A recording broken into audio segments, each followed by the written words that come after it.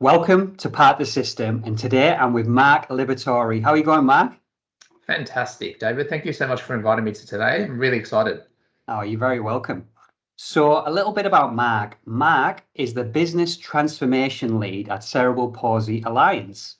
Now, from an early age, Mark has been passionate about supporting as many people as possible to live healthy, happy lives. And this passion was the driving factor behind him commencing a career as an allied health professional and an accredited exercise physiologist. This has provided Mark with visibility of some of the inequalities people living with disabilities face in achieving their health and well-being goals. As a result, Mark has spent the last decade aspiring to make a profound impact, and during this time he's advocated for the rights of people with cerebral palsy and other disabilities, and identified opportunities improved sustainable health and well-being outcomes. Now, through his journey, Mark has also spent some time in operations management. And as I know Mark a little bit, he really believes that collectively we are moving in the right direction and can achieve and drive systemic change that's required to better enable positive health and well-being outcomes for Australians. So I'm really excited to chat with you today. Awesome. So we'll get stuck into it, Mark. What does well-being mean to you? It's a good question. Equilibrium and finding, I guess, a sustained quality of life. People often say, quality of life is so essential, and just the sustaining of that. And it is so multidimensional, as many people know. So there's physical, emotional, social, all the different aspects. And I think environmental is something that we should be considering as well when we talk about well-being, as well as finding a sense of purpose. And David, I saw recently in one of your communications, you talked about it, sense of purpose and why we do what we do. And I feel like that's so important when you talk about well-being. So I know, being an exercise physiologist, a lot of what I over the years have preached is exercise being medicine and focusing on that physical component of well-being, but it is so holistic. So that's sort of, a bit of a snapshot. Yeah, cool. And what do you do then to look after your well-being? I'm going to sound like a bit of a robot, but I'm a person of routine. So I wake up in the morning. I probably the last couple of years have tried to do a bit of a yoga flow. So nothing too long, 10 minutes, 15 minutes. I do a bit of meditation after that, and mindfulness meditation, generally speaking. And that's been a recent addition, but it's just added so much value. And I start my day really clear of mind, which is so important, obviously. Generally, I eat pretty wholesome and, whole foods and, farm to fork type thing. I don't eat much that comes out of packets. So lots of veggies and healthy, sort of stuff. And I'm pretty structured with my exercise. So I go to the gym 4 to 5 times a week if I can. Fit in walks and runs and just keep my body moving. And you mentioned, I guess, part of my career progression has been moving into operations and not being on my feet as often. So I really try to keep as active as possible. And I guess talking about finding a sense of purpose, fitting in those leisure activities and things that I really enjoy doing, and catching up with friends and keeping social, all that sort of stuff. So it sounds like a lot, but it really just becomes part of your life. And for me, it's sort of kept me really energetic and able to, achieve what I'd like to. I think if there was ever an answer to tick all the right things, that was it. Although, well-being it's individual, isn't it? And, it's unique to the person. But what you've described there is really that whole of person well-being, with all these different elements, obviously, contributing to how you are and show up in the world. Because I've always thought Mark's got this vibrancy about him. Like, what's his secret? So I think, sorry? That's about it. But like you said, it is so individualized. And I know, some of those things I've listed might not work for everyone. But over the years, I've had to refine and learn. And self-care is something that I've had to implement over time to ensure that I am at my best and, feeling my best and achieving that well-being, outcome. So.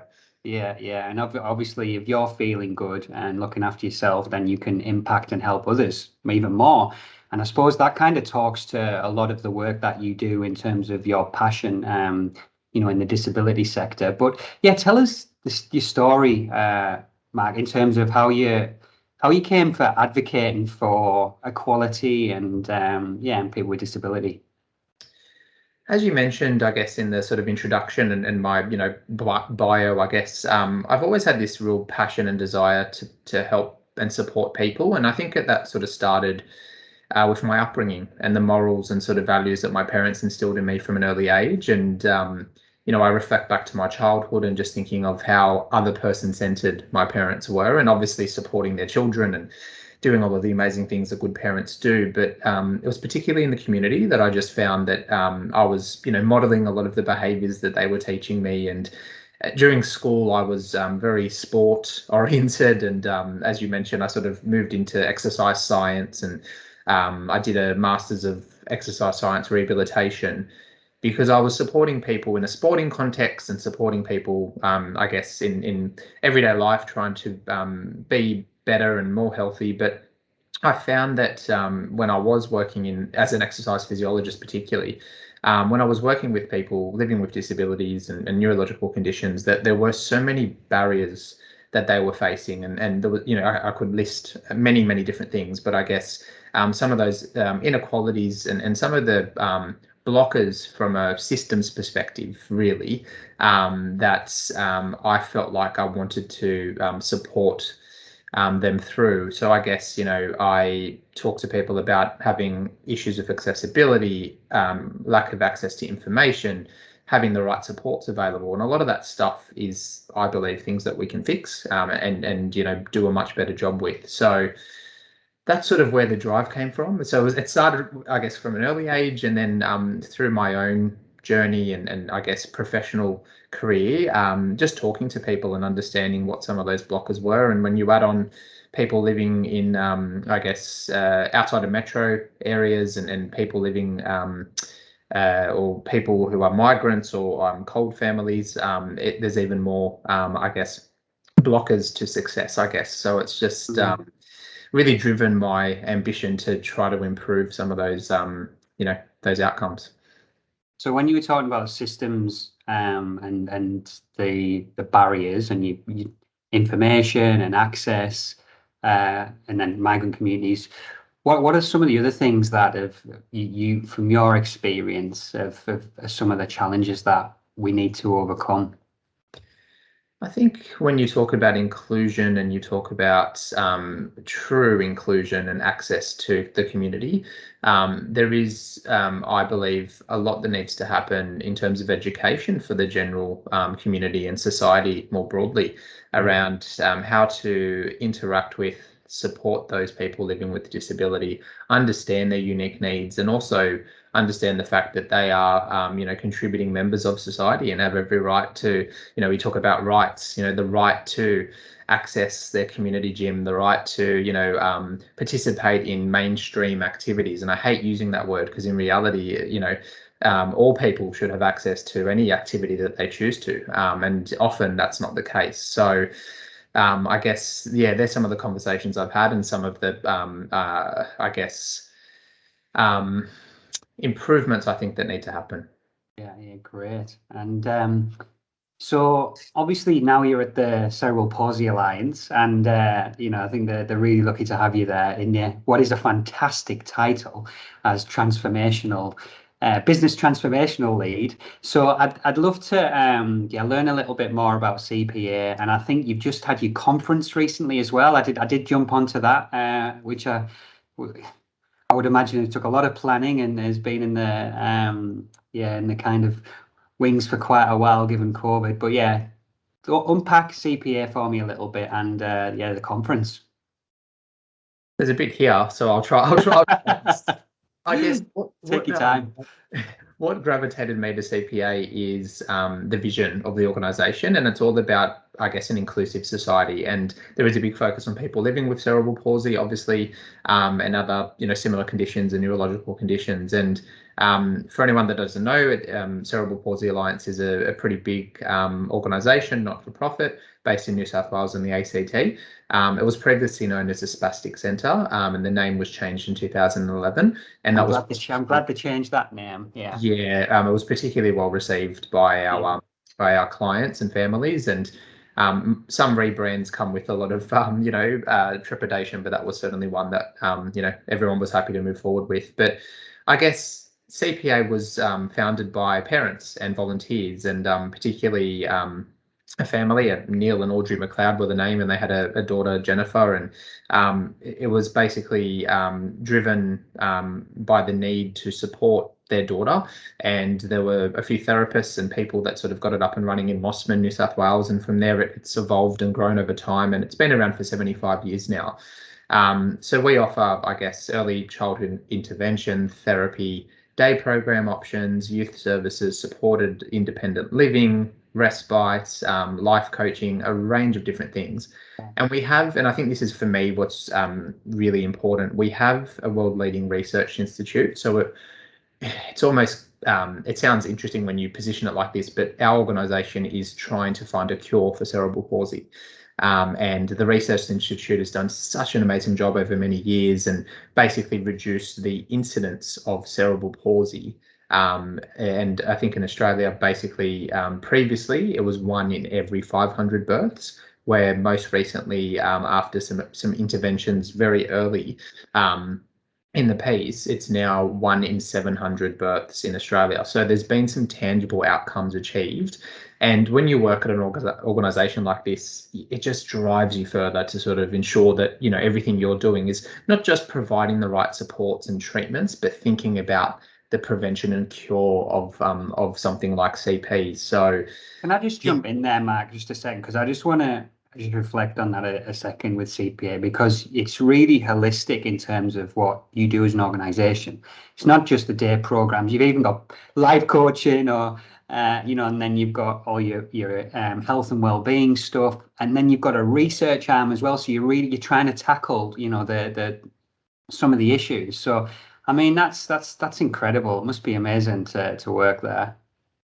It's so nice to be able to offer our clients the whole suite of services. And we completely understand that sometimes it's not appropriate. Sometimes people come, in and out of service with CPA because for whatever reason in that life journey, they might need some support, or, there is a big ambition for a lot of our clients to transition into community settings, whether that's in, an accommodation setting, or whether that's into employment, or into, again, a community gym as an example. So sometimes it's just about skills building and then off they go into the sort of community setting, and that's such a fantastic outcome.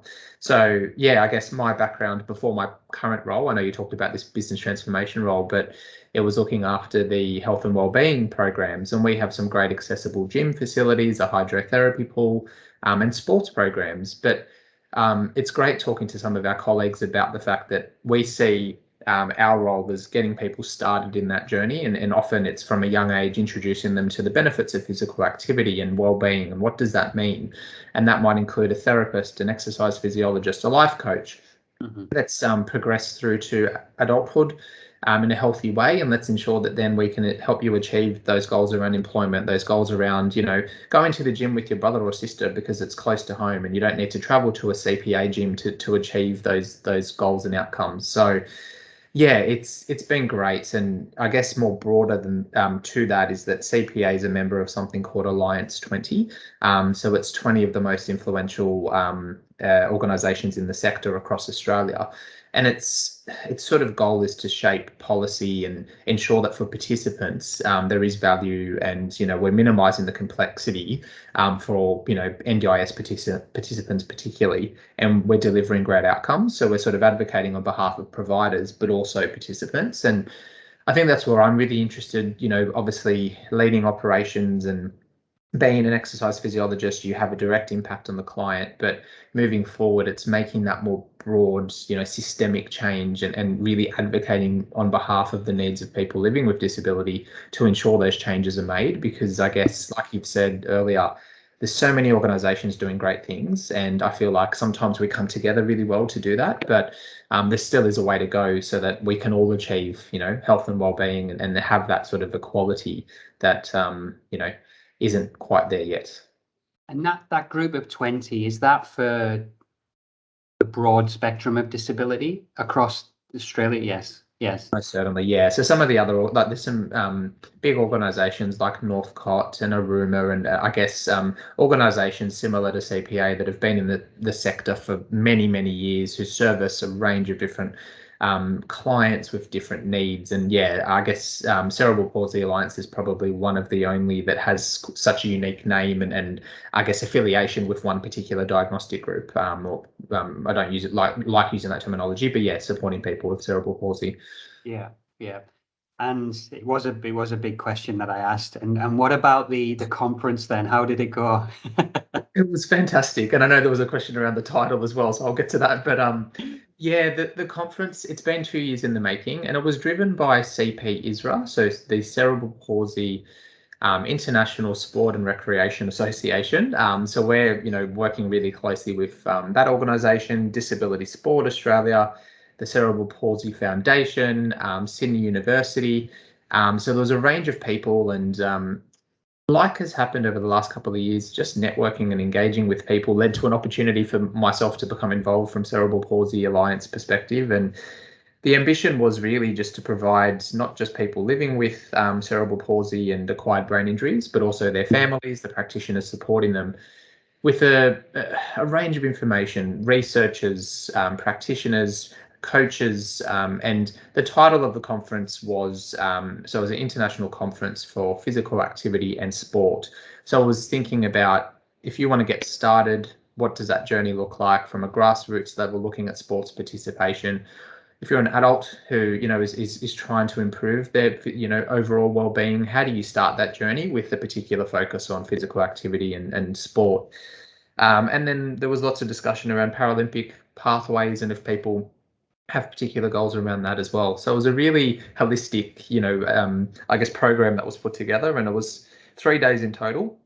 And yeah, we had, I think, 164 delegates attend from over, I believe it was close to 18 countries. So yeah, it was phenomenal in terms of what we could do. And COVID's brought a lot of negativity, but I guess the fact that we were able to reach so many people internationally was probably something we weren't able to do if we did it in person. So yeah. Well done.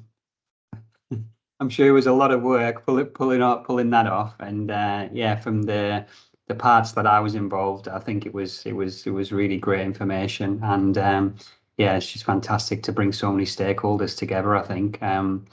So in terms of just back and just thinking around, I liked how it wasn't just about sport, but it was also about physical activity and movement.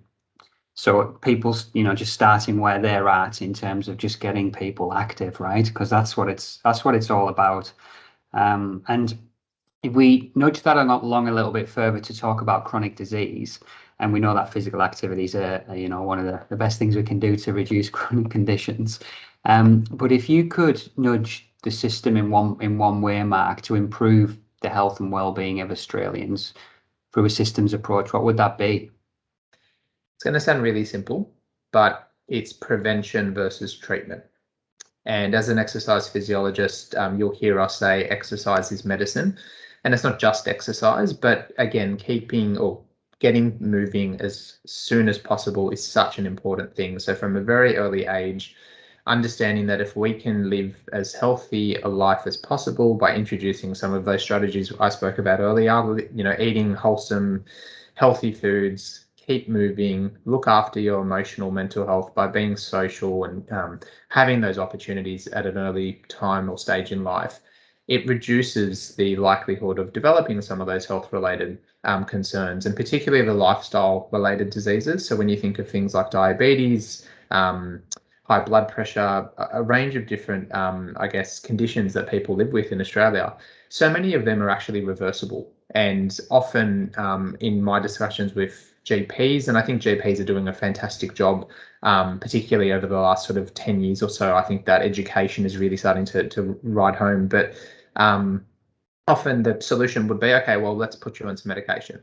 without understanding that actually if we just potentially have a look at some of those lifestyle related factors, and we look at some of those behaviors and we try to be a little bit more active, reduce some of that, poor food intake, whatever that might look like, we can actually reverse what some of these conditions look like, and we won't need to put you on medication, which can often come with, you know, side effects and other related health concerns. So yeah, I think that's my key message, and it's all about education and awareness, and doing that early. And you know, again, we've talked about some of the I guess barriers for people living with disability, but again, people living in rural locations and remote areas, and thinking about different demographics and different, like I know with the Aboriginal Torres Strait Islander people, access to information isn't as good as it should be. So there's all of these things that we should be doing to prevent rather than treat. And I suppose in terms of the social prescribing kind of stuff that you're talking about with doctors being a bit more educated these days and prescribing exercise instead of tablets for whatever condition. And as we know, chronic disease is a lifestyle condition, so it can be prevented, as you say. I agree with what you're saying. I don't know if we're actually making as much traction as we should be on this. So I'd be really interested to hear your kind of experience or thoughts on how we could speed it up a little bit and work a bit more collectively on this. I think it's really driving some of those. When you think about the different levels of government and some of the key decision makers, it's really focusing on those people and those avenues. Because I think, yeah, locally, when you are targeting local network, GP networks and health networks and all the rest of it, I think there's been, again, some great progress. But when you look at policy and you look at some of the again, where some of the money is going, it's not shifting. It really isn't. We're looking at treatment quite a bit, and we're not looking at that preventative space. So I think that's what we need to be doing. Because another hat that I have, I volunteer my time for Exercise and Sports Science Australia. So all accredited exercise physiologists are registered through that governing body, and they do amazing work, I guess, at that level, trying to push some of these agendas. But there's more work that needs to happen, as you've said. And it's, you know, if you look at some of the statistics, you know, 1 in 2 Australians have a chronic condition. You know, obesity is the highest that it's ever been. It's you know, causing issues in primary school and sometimes even younger. So, I mean, there's enough evidence to suggest something's not working, right? Yeah. So, yeah, I think it's, again, just influencing that level of decision maker, which will then hopefully provide more funding to those areas where we can, you know, educate, we can do our best to ensure that people have all the tools available to them. And I'll be honest, I've lived a pretty, you know, a life of privilege in many ways. You know, I grew up in the inner west of Sydney, which is, you know, relatively affluent, I'll call it, you know, middle class type upbringing, where I had access to all the right information and all that sort of stuff. And that's had a positive impact on me and my ability to achieve, you know, health and well-being. But for many people, that's not the case, and that's what we should be addressing. Yeah. So if we want to shift the needle, you know, or have the biggest bang for our buck, it's really working in some of those low socioeconomic areas, I think, is what you're saying. And access to information, you've said that a couple of times, and I think, yeah, that's coming through quite a bit for me, Mark, in terms of what you think is a I suppose an enabler to try and support people.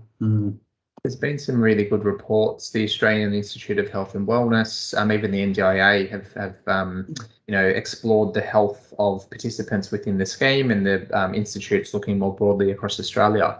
And these reports are coming back with the same information. It's a lack of access, it's information sharing, it's not knowing what to do to support health and well-being. And for someone that's lived and breathed it, it seems ridiculous. But I mean, to this day, I have conversations with people that aren't too sure what is the right thing for me to be doing to ensure I'm healthy, to ensure that I don't have, you know, I'm actually confused some night what I should be eating. You know, there's all these different diets, and then you know, we look at nourishment in itself, and everybody type's different, right? So you know, what's good for one person is not necessarily as good for us. Obviously, whole foods, like you said, it's a no-brainer. But yeah, there's a lot of conflicting information out there as well. So getting the right information, I think, is important as well. And in terms of yourself, Mark, so where do you see yourself personally in the system, and how do you contribute and influence it? I'm hoping, I don't like using the word influencer, but being an influencer and really a driver for change. And, we've talked about different um, avenues and who to target. And I think it's really at that, key decision-making level at some of those, strategic levels where these decisions are being made, and really engaging the right people to ensure that, we do move forward and we start to make some progress. Because some of these statistics, and again, I'll allude to one that I had in my mind the other day around, I believe it was people living with disability 16 plus, 80% of that population in Australia don't do enough physical activity.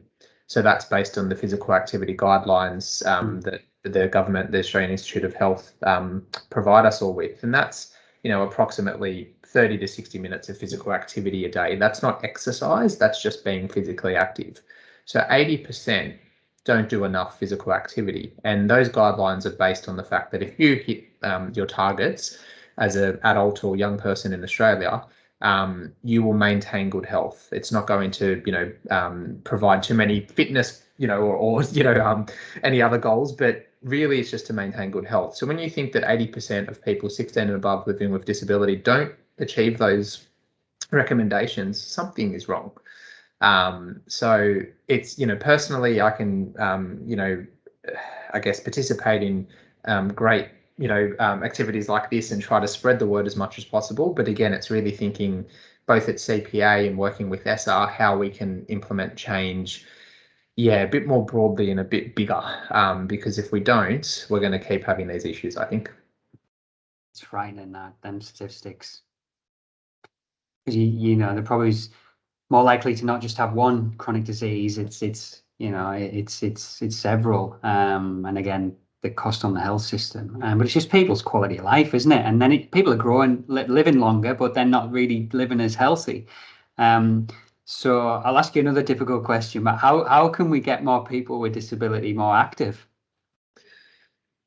I think by making our communities and broader society more accessible and more inclusive. So I attend a commercial gym, and in the majority, they're not particularly accessible. And the reason I attend that particular commercial gym is it's accessible. There's quite a few locations. So for me, after work, at home, if I holiday, I have access to this location. And I put myself in the shoes of someone living with disability, and that's not an option for them. So it's understanding how there are, those barriers in the community and more broadly in society, because in reality, for all of us, we're out and about and active, in society because, we don't have some of those barriers. And I think with people living with disability, I talk about a lack of information. Often we have people come to us at CPA to discuss the fact that they don't know which gyms to reach out to, or how to even get started, because they make an assumption that it's too difficult. And there's another little project that I'm hoping to work on in the future that just gives people clear visibility of what is accessible to them. And you really can't find it in Australia. When you talk about gyms, recreation centres, all that sort of stuff, you can't just type into Google and say, what is accessible to me? I use a wheelchair, or I am independent in terms of my ambulation, but, I have particular needs around my sensory needs. There's no, I guess, opportunity for people to find information easily. And what that turns into is hours and hours of research, which goes nowhere. And often people will come to us for that support.